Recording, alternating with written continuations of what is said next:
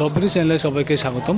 যারা মানিক এক লঞ্চে ঢাকা থেকে গঙ্গাপুর বোরহানুদ্দিন রুটে যাতায়াত করেন, যারা মানিক এক লঞ্চে ভ্রমণ করতে চান বা যারা মানিক এক লঞ্চের নাম্বার প্রয়োজন, যাদের কাছে নাম্বার প্রয়োজন যে মানিক এক লঞ্চে আপনি ভ্রমণ করবেন, মানিক এক লঞ্চের সিঙ্গেল কেবিন লাগবে, সেই ক্ষেত্রে আপনার একটি নাম্বার প্রয়োজন হয়, যে নাম্বারে যোগাযোগ করে আপনি সেই লঞ্চের টিকিটটি কাটতে পারেন।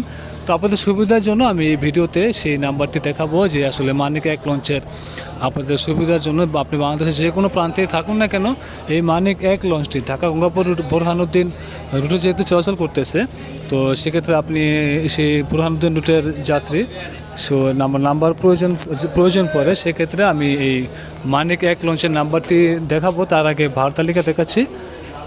তো এখানে দেখতে পাচ্ছেন যে মানিক এক লঞ্চের একটি বোরহানুদ্দিন, ঢাকা থেকে বোরহানুদ্দিন পর্যন্ত ভাড়া তালিকা। তো এখানে ভাড়া তালিকা যেটি দেখতে পাচ্ছেন, এখানে অনেক সময় কম বেশি হতে পারে। তো নাম্বার দেখাচ্ছি, সেই নাম্বারে যোগাযোগ করে আপনি অবশ্যই যোগাযোগ করে নেবেন যে আসলে মানিক এক লঞ্চে কখন ছেড়ে যাবে ঢাকা থেকে এবং কখন ছেড়ে আসবে বোরহানুদ্দিন থেকে। এই হচ্ছে কেবিন বুকিং নাম্বার, এই নাম্বারে অবশ্যই যোগাযোগ করে নেবেন।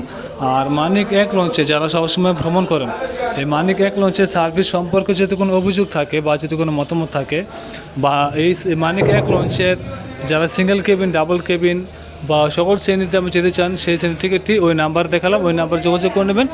আর ঢাকা থেকে কখন ছেড়ে যায় এবং বোরহানুদ্দিন থেকে কখন ছেড়ে আসে, সেটি অবশ্যই আপনি ওই নাম্বারে যোগাযোগ করে সেটি অবশ্যই জেনে নেবেন। তো আমি নাম্বারটি দেখালাম এই কারণে যে ভিডিওতে অনেক সময় নাম্বার পাওয়া যায় না, সে আপনি যে শ্রেণীতে যেতে চান না কেন, যে রুটে যেতে চান না কেন, সেখানে নাম্বার পাওয়া যায় না। সেক্ষেত্রে আমি ভিডিও দেখালাম যে নাম্বারটি।